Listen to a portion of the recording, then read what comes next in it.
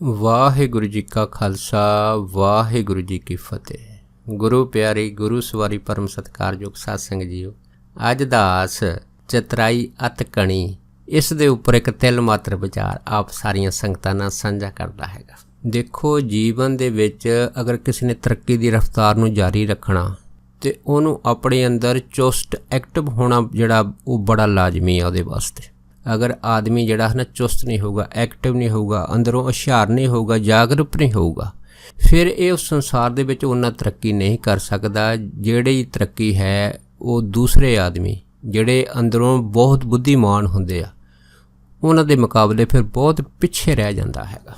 पर असीं ये भी देखते हैं कि कई ऐसे आदमी हुंदे आ जिहड़े दूसरे आदमियां दे विच गुणा करके बहुत हेठा हुंदे आ, पर वो की करते आ कि अपने जीवन दे विच अपने आप नूं काबलियत जां उच्चा दिखाउण वास्ते जद दूसरे आम आदमियां नूं अपने जीवन दे विच चुह चलाकी नाल बेवकूफ बनाउंदे आ, ते फिर ये जिहड़ियां चुह चलाकीआं हन उन्हां दे वास्ते फिर ज़्यादा टाइम नहीं ठहरदियां। क्यों?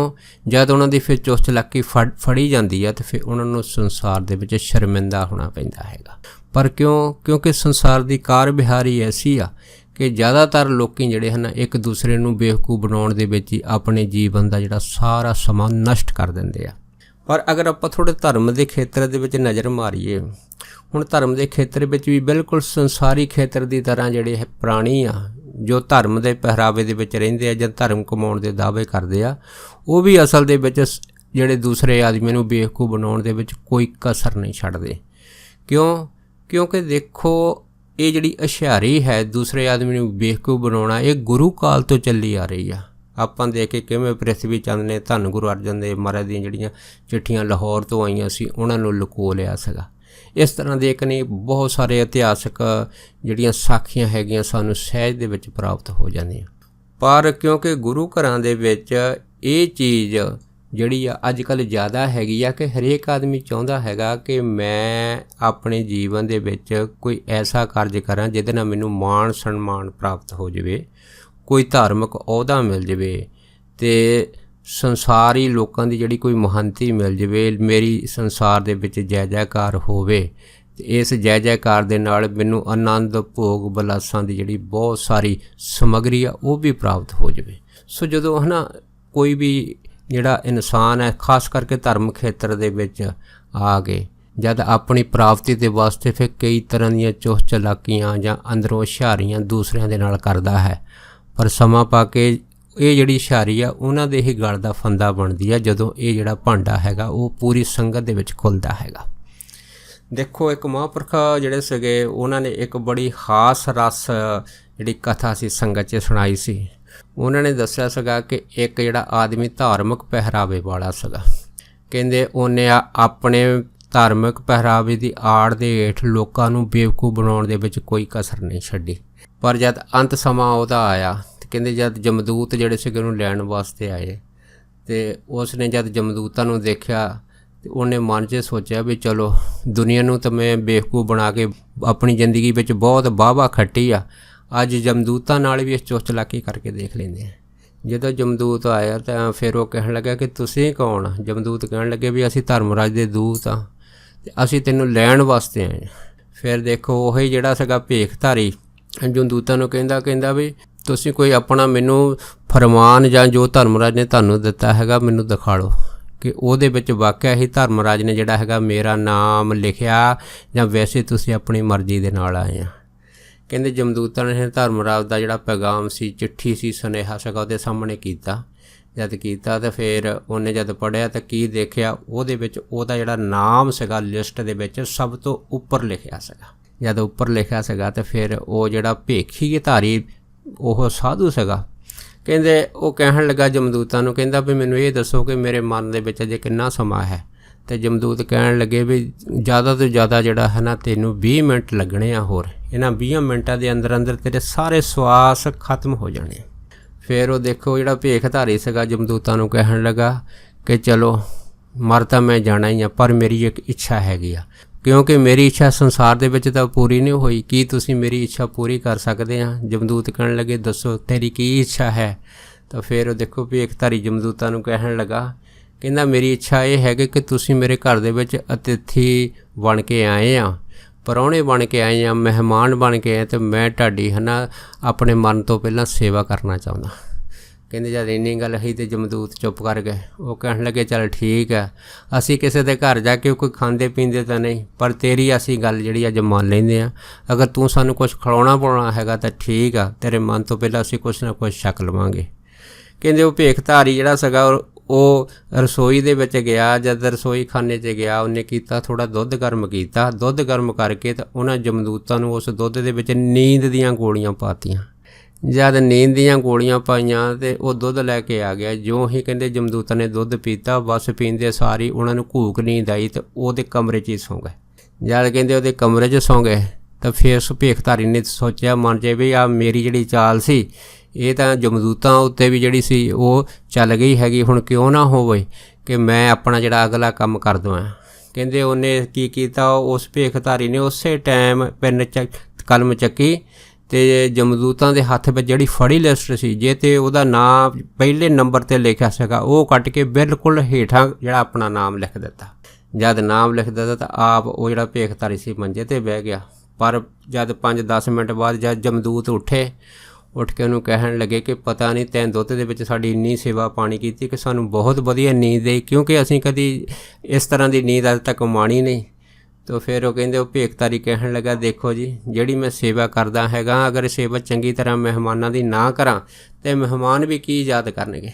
ਜਦ ਇੰਨੀ ਗੱਲ ਹੋਈ ਤਾਂ ਜਮਦੂਤ ਹੱਸ ਕੇ ਕਹਿਣ ਲੱਗੇ ਚੱਲ ਠੀਕ ਹੈ, ਤੂੰ ਸਾਡੀ ਸੇਵਾ ਪਾਣੀ ਕੀਤੀ ਆ, ਤੂੰ ਵੀ ਕੀ ਯਾਦ ਕਰੂੰਗਾ, ਅਸੀਂ ਤੇਰੇ ਲਈ ਇੱਕ ਕੰਮ ਕਰਨ ਲੱਗੇ ਹਾਂ ਕਿਉਂਕਿ ਤੂੰ ਸਾਡੀ ਸੇਵਾ ਪਾਣੀ ਕੀਤਾ ਹੈਗਾ।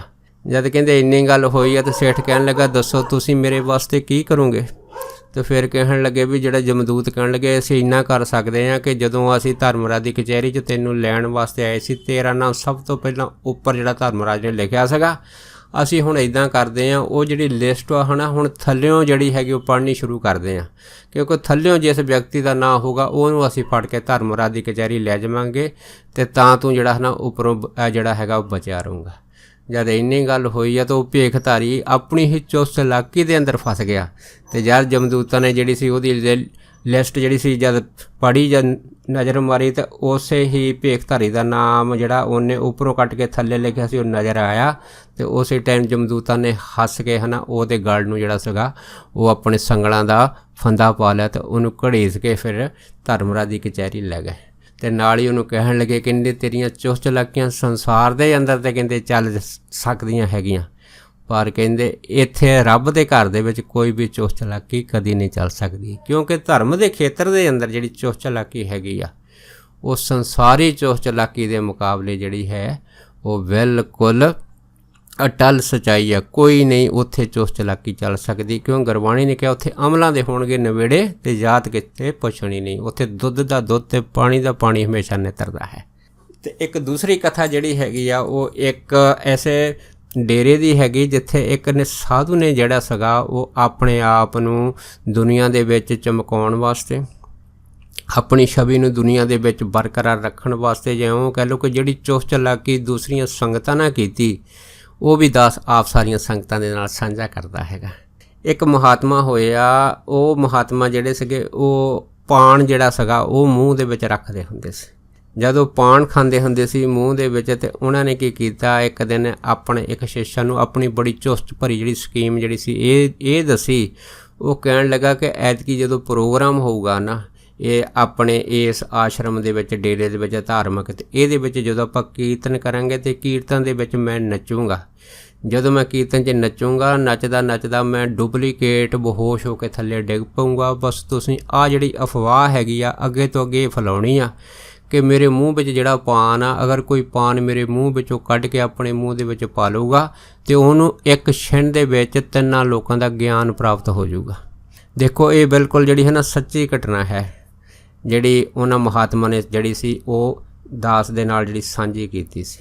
ਦੇਖੋ ਇਸ ਤਰ੍ਹਾਂ ਹੀ ਹੋਇਆ ਕਿ ਜਦ ਉਹ ਜਿਹੜੇ ਮਹਾਤਮਾ ਸੀਗੇ, ਜਦ ਉਹਨਾਂ ਨੇ ਜਿਹੜਾ ਉਹ ਪ੍ਰੋਗਰਾਮ ਜਿਹੜਾ ਉਹਨਾਂ ਦਾ ਧਾਰਮਿਕ ਸੀਗਾ, ਜਦ ਉਹਨਾਂ ਦੇ ਉਸ ਆਸ਼ਰਮ ਦੇ ਵਿੱਚ ਆਇਆ ਸੀਗਾ, ਅਤੇ ਜਿਉਂ ਹੀ ਉਹਨਾਂ ਨੇ ਜਦ ਜਿਹੜੇ ਸੀ ਉਹ ਕੀਰਤਨ ਮੰਡਲੀ ਦੇ ਨਾਲ ਜਿਹੜਾ ਸੀ ਉਹ ਨੱਚਣਾ ਸ਼ੁਰੂ ਕਰ ਦਿੱਤਾ। ਨੱਚਦੇ ਨੱਚਦੇ ਉਹਨੇ ਕੀ ਕੀਤਾ, ਇੱਕ ਡੁਪਲੀਕੇਟ ਤਰੀਕੇ ਦੇ ਨਾਲ ਜਿਹੜਾ ਸੀਗਾ ਆਪਣੇ ਆਪ ਨੂੰ ਉਸੇ ਹੀ ਪੂਰੀ ਸੰਗਤ ਦੇ ਵਿੱਚ ਬੇਹੋਸ਼ ਕਰ ਲਿਆ।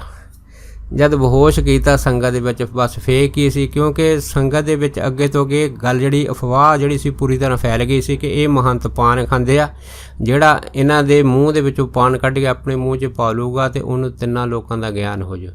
ਬਸ ਜਿਉਂ ਹੀ ਉਹ ਮਹਾਤਮਾ ਜਿਹੜਾ ਸੀ ਉਹ ਪਾਨ ਖਾ ਕੇ ਬੇਹੋਸ਼ੀ ਦੇ ਡਰਾਮੇ ਦੇ ਵਿੱਚ ਥੱਲੇ ਡਿੱਗੇ, ਉਹ ਸਾਰੀ ਸੰਗਤ ਦੇ ਜਿੰਨੇ ਵੀ ਜਿਹੜੇ ਸੀਗੇ ਉਹ ਸੇਵਾਦਾਰ ਉਸੇ ਟਾਈਮ ਨੱਠ ਕੇ ਮਹਾਤਮਾ ਦੇ ਉੱਤੇ ਜਾ ਚੜੇ।